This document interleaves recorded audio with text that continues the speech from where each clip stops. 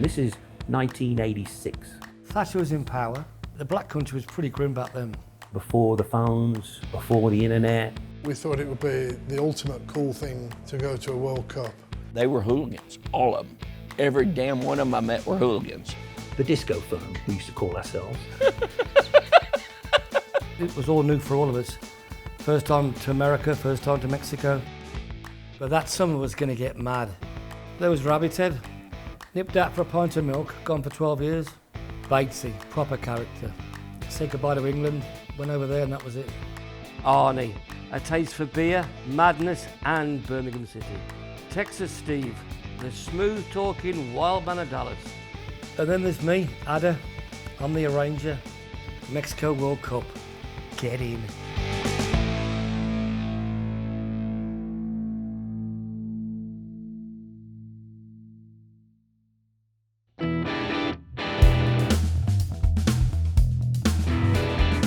Stourbridge of the 1980s was a rough old place.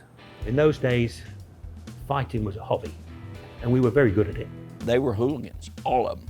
Every damn one of them I met were hooligans. We didn't get along with too many people. Batesy was a character in the town. He had the respect of everybody. Everyone loved Batesy. Proper hard lad, but a good lad. You know, you'd always want him on side in a tear up. I've known Gary since I was 15. We drink beers together. We travel around the country watching the footy. It was just a great relationship that we had. Then there was Rabbit Head. Me and him used to go down Stourbridge. We'd go to the record shops. He'd keep an eye out and I'd nick the records. You know what I mean?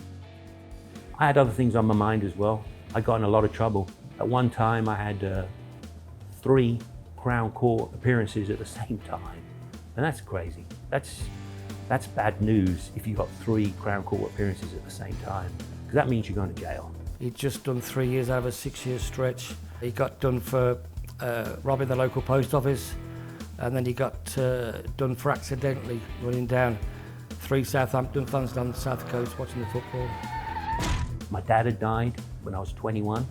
I went to his funeral in Birmingham, accompanied by 2 screws from Winson Green. In the taxi there, I'm looking around, beautiful sunny day, and I'm thinking, what am I doing? We didn't know anything about Mexico. You know, this was before the phones, before the internet. We had no clue, man. You know what I mean? This is 1986. Mexico is one of those countries where I had to look it up on the map. It sounded so exotic. We thought it would be the ultimate cool thing to go to a World Cup on the other side of the world. Well, it's not quite the other side of the world, but it felt like it at the time. I was excited. One big massive adventure for the taking. Just got to do it. We got to the station all bagged up and that was it. We just waiting for Rabbit Head. He'd thrown his bag out the window, gone downstairs, told the missus he was nipping out for a pint of milk, and off he went. I hope she wasn't waiting for the milk too long because he was gone for 12 years. Batesy just kept looking back and back and back at the town and just getting more emotional.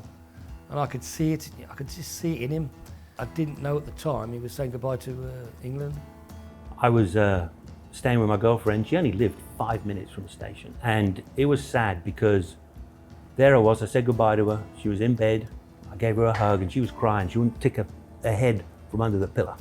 And she was heartbroken. So that upset me, you know, seeing your girl like that, just all upset, and all this is going through my mind when I'm on the train going to Mexico, and I'm thinking, how am I going to make this work? And this was my salvation of getting out of the country and finding a new life. I got on the Rattler, got to Birmingham, and then basically to Gatwick. And from Gatwick to San Antonio, and then touchdown Monterrey. Then the party started.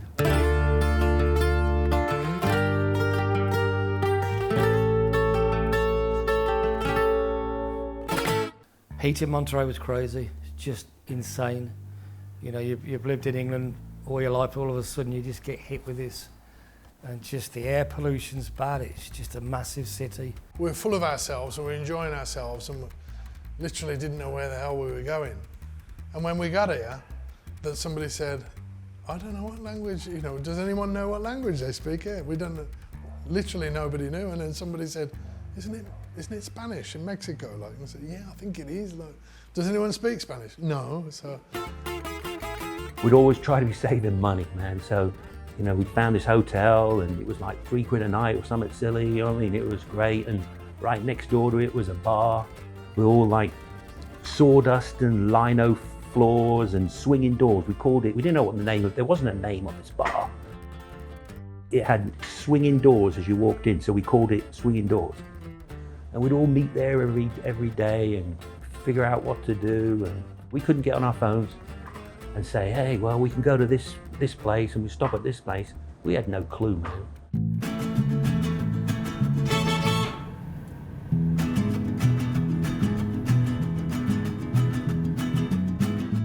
this hotel on the corner, the Colonial Hotel, that's where I stayed.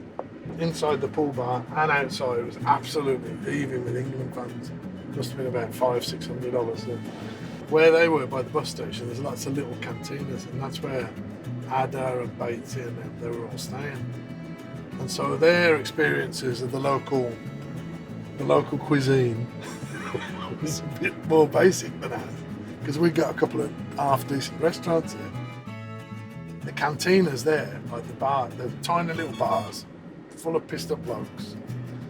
And some of them, they wouldn't even bother having a toilet. They'd just have like a trough that runs under the bar. So you'd be sitting at the bar drinking your beer and pissing in the trough. And Ada thought that was marvellous. Where we were in the Hotel Fastos, next to the bus station, it was really dodgy. Kind of worried there, but the atmosphere was good with the lads.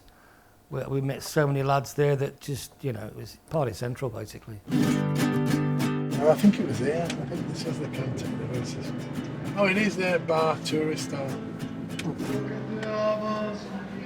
Yeah. What did I tell you?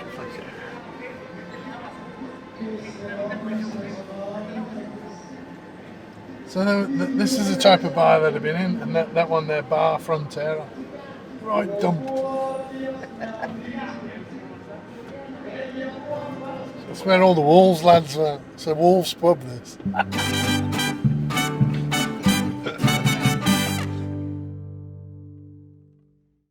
They obviously must have thought, well, there must be better places in this city. So they found us. And like we linked up with them because the fans of the Northern clubs were sticking together and the fans of the London clubs were sticking together. We were sort of frantically searching for Midlands clubs, like. So when we saw a group of Wolves fans, like, perfect, you know. There were people you wanted to get to know. They were a real good laugh, and you could tell they were good stand-up blokes, you know, they got you back as well. The Mexican people in Monterrey, they loved us. They'd never seen Englishmen. They'd never seen anything like us. This is northern Mexico. It isn't Acapulco where you get your tourists, your rich tourists go in those days. This is the real deal, old school, old town, North Mexico. The girls, they were after us like all the time. You didn't have to leave your hotel to go to the shop or something, and there'd be a group of girls following you. It was mental. The first couple of days, we took our tops off and walked around shirtless until we all got arrested for not wearing a shirt. We thought they were joking, but no, they're not joking. And also we were drinking beer in public, in the streets, and they said, we can't do that either. And they lifted us all and took us down the club shop. First two games didn't go well. A loss to Portugal, a tie against Morocco. Morale was down. It was just, it was a nightmare. We just thought we were going out. Nowadays, you think Portugal and Cristiano Ronaldo, and they've got a good, you know. But in those days, nobody had ever heard of any of the Portuguese players. And so we expected to win. We played really boring football, and I think the heat got to them, and it was an awful game. And then for some reason, at some point, and it was kind of popular in those days, don't ask me why, but somebody turned round and dropped the shorts and mooned one section of the local fans who were like extremely put out by this. But then the reaction was like 3 or 4 more people did the same. And suddenly everybody was in fits of laughter and everybody was mooning everybody. And then the Mexicans started mooning us back. And nobody was watching the game anymore. We were just watching ourselves mooning each other. Like. And in the newspapers the following day, there was photographs of English guys showing their bare ass. You know. They just found it hilarious, all the daft and stupid things that England fans got up to. So after 2 matches, we're baking. It's time for a break. We're off to Texas for some sun.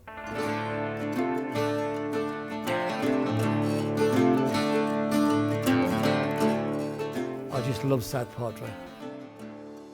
There's only 3 roads on the island, and there's probably a half a mile of apartments and hotels, and then it's all sand. Beautiful place, beautiful sandy beaches. And I thought to myself, man, I could stay here. I could get me a job here, see if I could make a go of it, and leave old Blighty, see if I could make it. And I'm talking to this bartender, and I said, hey, I'm going to Mexico to the World Cup, but on the way back, any chance of stopping at your place? I'll just sleep on the couch. I need to get a job here. She goes, yeah. I said, great. So we all went to Mexico, and I thought, I got me an in. I got me an in. And while I was at the island, we met Stevie Dawson. I had never met an English person, ever. But I fell in love with them as soon as I met them because they were just like me, partiers. They just wanted to party. I was more like them than I really knew. We were in this bar on the island. It was the Hilton Hotel, their clubhouse. We come in, we're all in our early 20s, we're all fit, we're all dressed in tracksuits and England tops. People come and start talking to us. Hey, are you the England soccer team? And one of the lads said, yeah, with the England football team. So all these girls are coming up to us asking for autographs, and somebody comes up to me and, oh, who are you, sir? What's your name? I said, I'm Peter Shilton. And she goes, Peter Shilton? She goes, can you? I said, yeah. So she gave me a napkin and I'm signing Peter Shilton. And somebody else is Gary Lineker. All of a sudden, they said, could the England team come on stage, take a bow? We were all looking around thinking, well, they're on about us here. So off we went on stage, came off the stage, signing autographs, photos, the whole 9 yards. It was brilliant.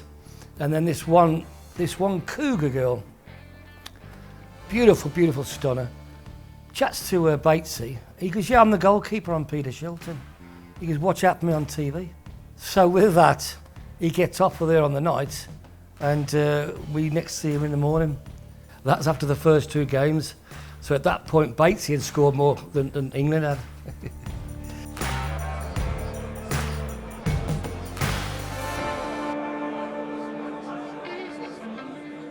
After the 4 days of fun in the sun in South Padre Island, it was back to Monterrey, and hopefully a win against Poland would get us through. This was our last chance. The first 10 minutes, we thought, here we go again. And then suddenly, you know, we got the upper hand, and then it was one chance after another, and we ended up winning 3-0. Everyone's up again. We're going to win the World Cup. You know, we're the best team in the world now. We're going south to Mexico City. Paraguay's next.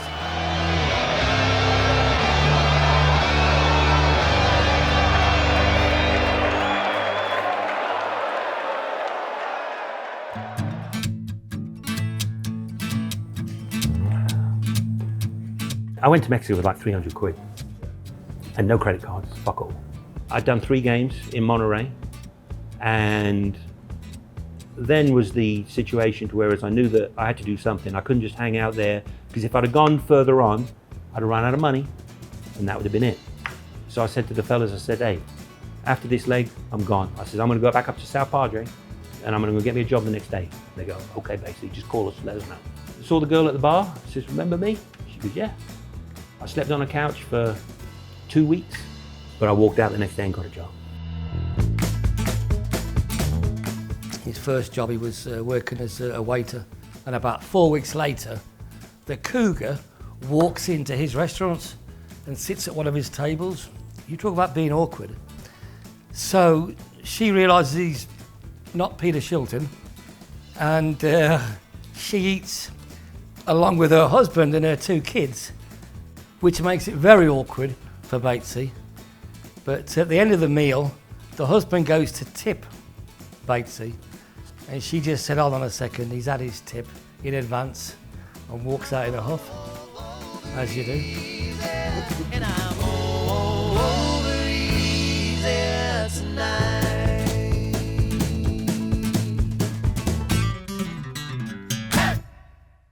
Mexico was not supposed to get it. You know, if you go back to '82 World Cup in the final, they say, we'll see you in Colombia for Colombia '86.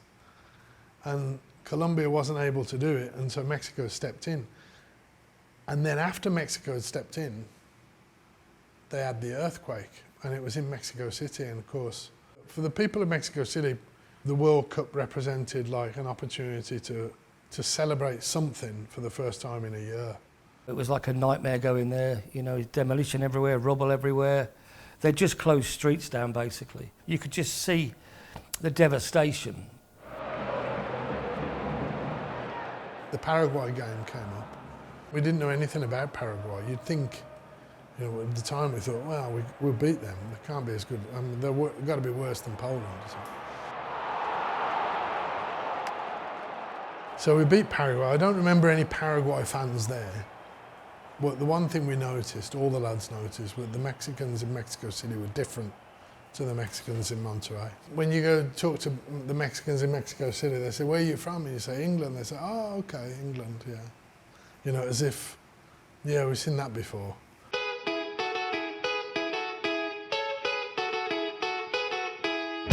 So then after the Paraguay game, we all headed to Acapulco, the big place in Mexico where all the movie stars went, and it was beautiful. Just having a blast. How did you pay for them? That's a good question. I always wondered how they could be nomads, only working 2 or 3 months, somewhere here, somewhere there, until the traveler checks. Don't even get me started about the traveler's checks. No matter where you're going, you'd be wise to convert your cash into safe, convenient traveler's checks. Protects your funds against theft or loss. Everyone seemed to lose their designer clothing and traveller's checks all at the same time, because we lost ours.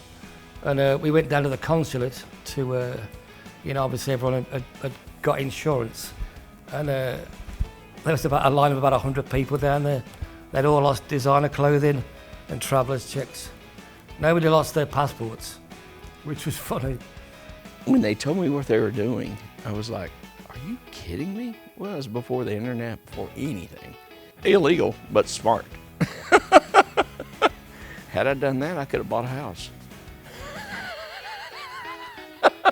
No shit. Then we found out we were going to play Argentina in the quarterfinals. Couldn't be bigger, really. You got to play Maradona, the greatest player in the world, you know.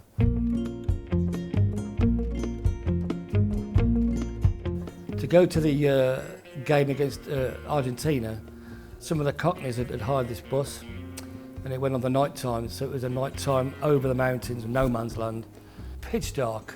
And there's us on there, bunch of Cockneys, some Northerners, some Preston North End fans, whatever.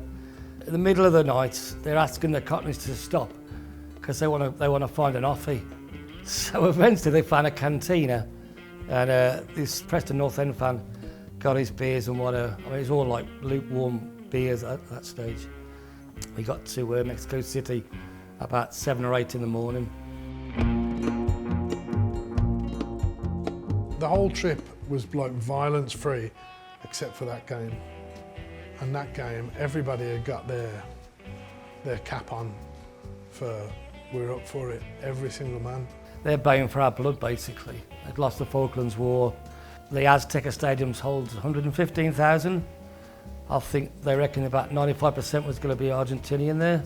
Pockets of England fans were just literally surrounded by all these Argentinians. It was getting more hostile, you know, every hour. Start of the game, I thought we had a chance, but you are playing Maradona, which at the time was one of the best players there was. So if we could take him out, we'd be okay. But it didn't pan out that way. He had the game of his life, didn't he? You know, he was brilliant. The one goal, as we know, was just the worst handball ever seen. Everyone knew it was a handball, apart from the ref, who didn't see it. And the second goal was the best goal ever scored in the World Cup. So, you know, I'm glad I saw both of them, but I felt robbed. Lineker scores late on, but it's too late by then. It just wasn't our destiny, and it was definitely Maradona's destiny to win that World Cup. When we came out, it was just all hell broke loose, basically. They'd got these massive sticks that they used as weapons. I mean, they were just chasing us all over the place. They had so much hate against us. I got stabbed in the leg with a flagpole, with the pointy end of the flagpole stuck right in my shin. I've still got a hole in my shin to this day. 200 of us went up this one road and getting chased, stopping, starting, getting thrown bottles out and everything. And then we got chased further up towards a bridge. Rabbit-Head was with me. And then as we went over the bridge, Rabbit-Head stayed by the bridge. And the next thing I saw was him going over the bridge. And that was it for him, in the hospital. He had a fractured skull, broken arms, broken legs. We left him there for weeks in a hospital in Mexico.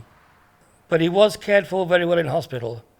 He had a very nice nurse, a pregnant nurse that took care of all his needs. So he was in good hands. It was late, it got dark. The military were there, the police were there.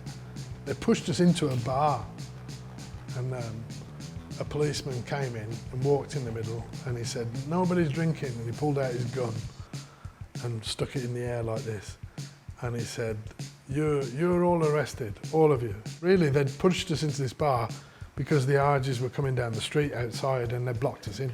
But then the RGs outside, they started bricking the windows of this bar as well. And we wanted to get out, but maybe there's 50, 60 of us inside the bar. There was about 50 or 60 military inside the bar with us as well. They're all armed, rifles and everything. We stayed there for about an hour. And then a couple of buses pulled up outside. He said, right, everyone on these buses. So we thought we were under arrest. We'd just been knocked out of the World Cup and our mates could be dead. We'd been driving for about half an hour. I was sitting at the front of the bus and I said to him, "Where are you taking us? Which hotel are you staying?" And he said, "Oh, fuck, we're not arrested then." So I was the one that broke the news to the lads. So, "We're not arrested." So it was back downtown, and then we thought, well, we'll go out on the piss. And every single bar that night, every single bar in Mexico City was shut. I don't think they'd ever done that before, but they'd seen the trouble at the stadium. And they said, we're not having them lot on the streets drinking. It didn't sink in that night that we were out of it. I think it was the next morning it sunk in that that's it. Our World Cup is over. We were, very upset. But, we weren't going home. There's no way we're going back home just yet. So we had one more night in Acapulco. And then we all decided, well, you know what, let's go down to Cancun for the World Cup final. So we got on this bus, it was 24 hours basically, a whole day on this stinking bus, no air conditioning. There was dogs, chickens on there, the whole 9 yards. Guys would come on with fiddles, playing for money. The stench was unreal, but we got to Cancun in the end. We found a bar, piled into the bar, watched the final. And while we were in the bar, some of the army guys were in there from Belize on leave. And we were deciding what to do with ourselves, and they said, well, why don't you come back to Belize for a few days and just, look around the jungle. So I had a few more beers and we said, okay, we'll do that then. And that's exactly what happened.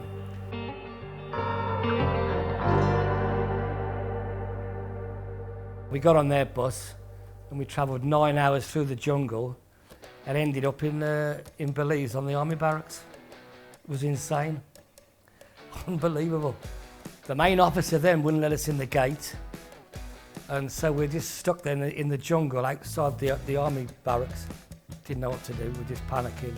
Once the officer left, the other guys who were with us got us through the sentry, got us into the barracks, and we just hid under the floors for a while until the morning.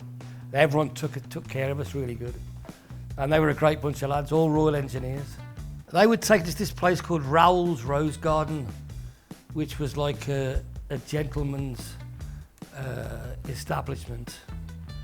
Pretty much it was the best whorehouse in Central America. They needed company. We felt like we had to be social, so we went there every night with them for a week. And the beer was good. It was great beer. Raoul's burnt down apparently, much to the disappointment of the British Army, I'm sure. It was crazy. After 7 days or 8 days in Belize, it was time to go. We got stopped at the border. We're in the border for a while. They wouldn't let us go back into Mexico. And we were panicking for a bit, about 4 or 5 hours. They split us all up, interrogated us. We got no idea why. We hadn't got certain paperwork they wanted, because there was none, basically. We realised what they wanted was a bit of money. We all got together, what money we had. We gave them a bribe. They took it. All of a sudden, the paperwork came out from the drawer, and we were off on a plane to Dallas.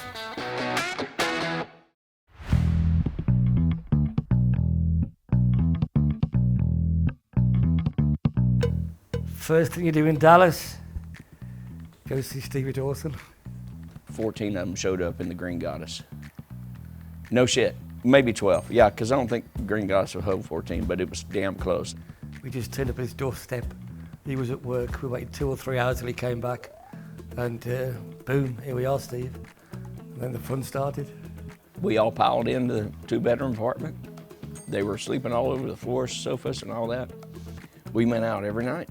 And it just progressed, especially when they moved into their own apartments. Because they were working, they found jobs. And Saturdays and Sundays, out by the pool at their apartments. Beer just flowing everywhere. They called themselves the Disco Firm. Told me that. The Disco Firm. Disco Firm. So I had t-shirts made up with the Union Jack, Disco Firm. That was the funnest summer I ever had in my life. And I've had some good summers, but that was the most interesting and most fun. God, we had such a good time. We'd go out with Steve. He had this convertible car, and we'd go out with him. He always had a 6-pack in the middle. And he was like a Robert Redford kind of looking guy, you know. And sometimes we'd be at the traffic light stopped. There'd be some girls there in a car. All he's got to say is, my name's Steve Dawson from Royce City. I'm in the phone book, call me. Hours later, when we got back to his place, the message machine, there was women's just leaving their phone numbers and everything. He couldn't fail. It was unbelievable. We would always just go down Lower Greenville Avenue in Dallas, and we would hit every bar and pub that was down there and sing soccer songs, their soccer songs. I watch it on TV, and all I hear them is, and they're all in harmony. That's what cracks me up. Everywhere we go, people want to know, where the hell are you from? We're from Wolverhampton, lovely Wolverhampton. At the corner shop now, 69p a can. And I don't remember anything after that. Help me out, boys.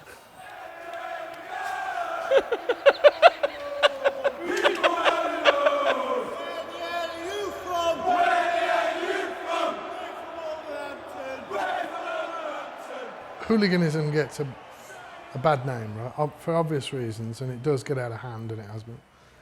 But generally speaking, it was football fans picking on other football fans who were game for the same thing. You'd only look to fight people who were out to fight you. And I'm not saying they were fighting at every football game, there wasn't. That said, of course I accept it's a very negative thing. But I think, you know, it shouldn't be demonised the same way people demonise skinheads. Yeah, a lot of them were racist and nasty, but a lot of them weren't. A lot of them were into just reggae music, and that's why they were skinheads, right? We tend to tar everyone with the same brush, when in reality, it's not like that at all. At this point, we're all thinking, this is the life. This is a lot better than what we're doing back in England. America, different kettle of fish. The opportunity was the biggest thing for us, you know. You could get a job anywhere. I had like 3 or 4 jobs in the first 3 or 4 weeks. Everything in general, what there was to eat there. Your accents got you, the women, you know, you played on that. We just, you know, didn't want to leave. Every morning, early, I'd get up at 6:30, I'd go to the gym. There was only one gym, it was a really nice gym. And these 2 fellas were in there, they saw me and we'd always nod and say hi. And we got talking and all that stuff. They said, what are you doing over here? I said, I'm a student and I'm down here and I'm looking for work and I'm working at a nightclub right now. But he goes, can you sell? I said, yes, yeah, I can sell. He goes, can you come and see me at my office tomorrow? And I think I might have a position for you. He used to own a realty company selling holiday homes all up the coast. He was very wealthy, very successful, and he lived on the island, and he hired me. I'd been kicked out of this old girl's house. She'd got a boyfriend and stuff. She didn't want me there. And so I said to him, I said, hey man, I said, I got to find a place to stay. He threw me some keys. He goes, Stu, he says, go and look at that place. It's at Sunset on the bay. He goes, 7th floor. He says, it's a nice place. It's fully furnished. He says, you got 3 months there. And this is 3 months after the World Cup. 3 months after working on a building site in Amblecote, Stourbridge. And here I was, beautiful day. Every day was beautiful there. The water was crystal clear. And I'm thinking I died and gone to heaven, man. And this was the American way. I had one shot. And that's what I took. I took the shot. I got the travel bug from coming to Mexico. And I wanted to see more of the world and stuff. But on my way around seeing the world again, I came back to Mexico again. And the second time I came, I got stuck. That's it, I didn't leave. We chose to do something different, you know. When I left England, I had no intention of becoming an English teacher and a language art teacher and a director of a school. It just, that's the journey that I took. But it was an adventure getting there, you know. I think travel is the best education you can have. Seeing how other people live, travelling around, it's the best education and it's the best medicine as well, because it just makes you good when you go places, it makes you excited when you visit places, you know, just seeing different things every single day is brilliant.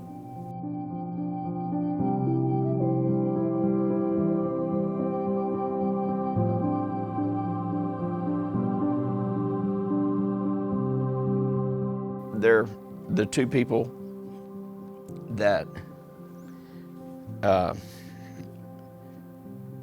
want in my life forever.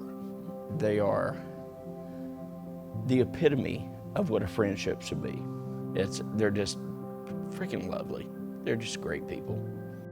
I love them with all my heart. Yeah. It's marked our lives in a way that we never imagined. They got the nod of your head and you know, so yeah, you were there. Yeah, I was there. And that's it, you know, and that bond exists between hundreds of lads who were here in 1986 from all over the country. It's pretty cool. It was great times, man.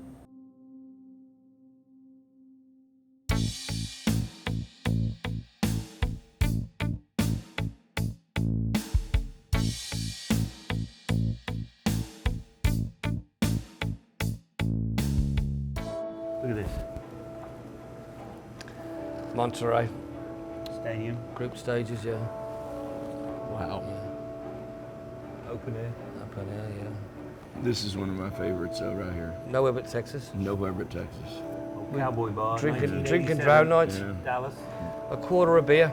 No, it's free beer. Free Free beer beer, for was it? 2 hours. 7 to 9. That's right, yeah. 7 to 9. We Free took beer. advantage of that. We $5 cover. drink and drown. This one here was South Padre Island. There's Rabbit Head. Yep. He passed away 2 years ago.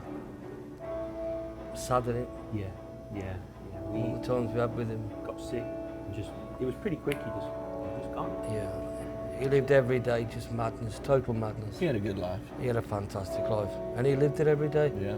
He only worked a 3-day week. 3 days a week. Somebody asked him once, why do you work a 3-day week? He says, because I can't survive on 2. You couldn't make it up. That's classic.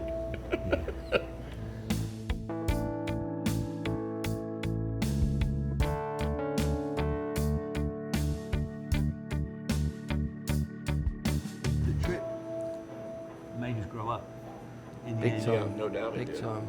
It made us grow up and realise that there was more to life than just average in life. I'd do it all again. Wish I was that young again. I'd do it all again yesterday. Easy. Why don't we just do it all again? Then let's Now, do it. Yeah. Wouldn't it be funny if we could do that? Wouldn't that be fun? It'd be brilliant. As long as I get to bed at 8:30, I'm good. In the morning. Footy starts. In the morning. In the morning. Yeah. Go for breakfast. Yeah. Start again. Oh my God. Good Lord. All right, let's wrap this up then. Let me get the bill. Hey mate, can I get the bill? Do you still take travellers' checks?